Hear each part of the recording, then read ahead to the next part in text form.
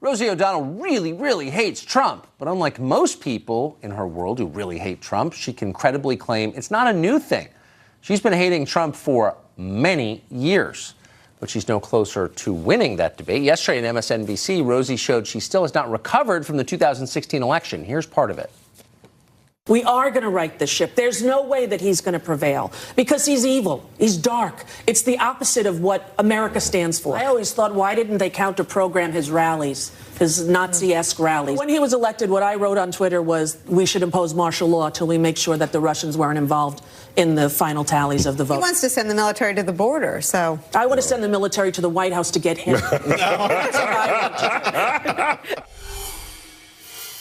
Martial law. Nicole Wallace thinks that's a good idea. Dean Cain is an actor. He joins us tonight. You know, Dean, you've been here all your life. Obviously, you're a famous actor. If I were running the Hollywood Chamber of Commerce, I would call Rosie O'Donnell and say, pull back a little. Martial law, really? You're embarrassing us. Yeah, well, I mean, that thing was a joke she said about sending the military over to get him out of the White House. Yeah. It was a joke, a thinly veiled joke. But when she did say, you know, she tweeted martial law, you know, impose martial law until we're sure the Russians had nothing to do. That was insane. I mean, that's a coup. Well, that's it is insane. It's crazy. So but don't other people in her world say, look, Rosie, I get it. You don't like Trump. You're a liberal. Okay, fine.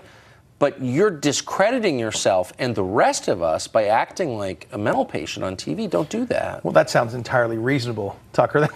Why would something like that happen? No, I guess that's right. Completely reasonable. No, you know, I know Rosie. I knew her back on our show back in the day, and we were very friendly and wonderful. I don't know that she would talk to me now, but I disagree with her. Yeah. And I would be happy to sit across from her and say, I disagree. And even on that show, all they did was laugh, and they're all on the same side. Why didn't anybody offer a dissenting opinion and say, well, that doesn't make any sense? Why don't Nicole Wallace say, really, martial law? I mean, because that seems a little, I mean, like, you know. So how often do you hear stuff like that here at dinner? Monday through Sunday. Monday through Sunday. Occasionally, I just won't go to dinner, so I'll miss it that night. So it's ubiquitous. It's constant, and on every film set, I hear it all the time. But here's the funny thing: I'll hear it from some of the actors, but then we'll go through and we're shooting something, and you know, the grip will give me a little bump, and be like, hey, I'm with you. I know. That's such an interesting point, and I've noticed this exact thing.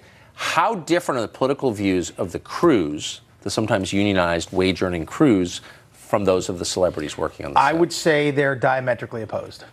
That's been my experience, and I've only been doing this for about 40 years. So don't the actors at some point say, I'm supposed to be on the side of the average person, the underdog. I'm surrounded by underdogs, people making 100th of what I make, but I hate them for their views? Is there any dissonance? No, they don't hear that at all. Because actors are, you know, all we hear is what we want to hear most of the time. I'm putting myself in that camp because I am an actor, but I'm a Princeton-educated kid. I travel the world. I do things that I think have some substance in them. I talk to world leaders. I'm in bad places. But a lot of these people, you're coddled as an actor. So, and you're told, oh, you're so great all the time that people start to believe it, and they start to believe that their opinion means more than the guy who's, clapping the I mean, if you're making $10 million a year and denouncing your cameraman as immoral, maybe you would get some self-awareness there. Or at least, out of focus. Yeah, exactly. Out of focus. Dean Cain, great to see you. Tucker, always a pleasure, sir.